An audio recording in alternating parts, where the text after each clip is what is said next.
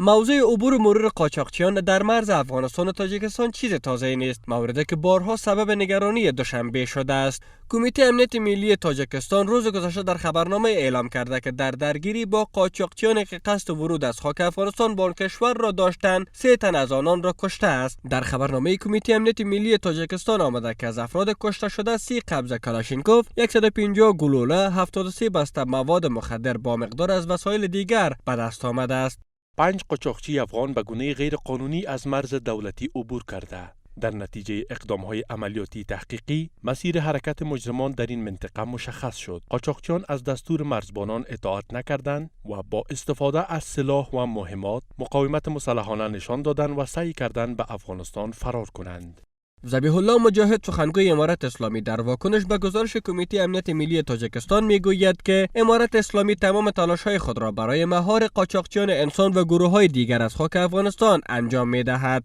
به گفته آقای مجاهد، نیروهای مرزی افغانستان و تاجیکستان برای تأمین شدن هرچه بهتر امنیت مرزهای دو کشور در هماهنگی کامل قرار دارند.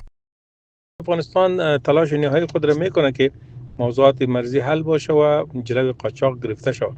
ولی سرحد شما شاید معلومات داشته باشین که از سالیان سال و از زمان دراز رفت آمد قاچاقبرا و ادخال قاچاق بوده و روش‌های مختلف استفاده می شده.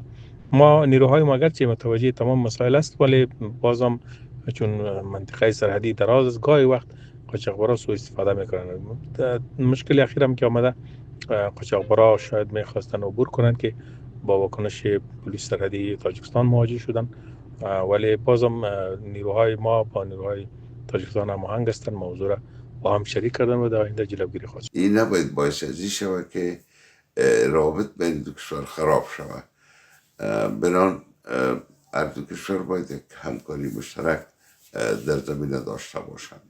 پیش از این کمیته امنیت ملی تاجیکستان از حمله نظامی از خاک افغانستان با پهپاد بر مناطق مرزی این کشور خبر داده بود که منجر به کشته شدن شماری از شهروندان چینایی شد و امارت اسلامی آن حمله را تلاش گروه‌های مخرب بیرونی برای ایجاد بی‌اعتمادی میان کشورهای منطقه دانست.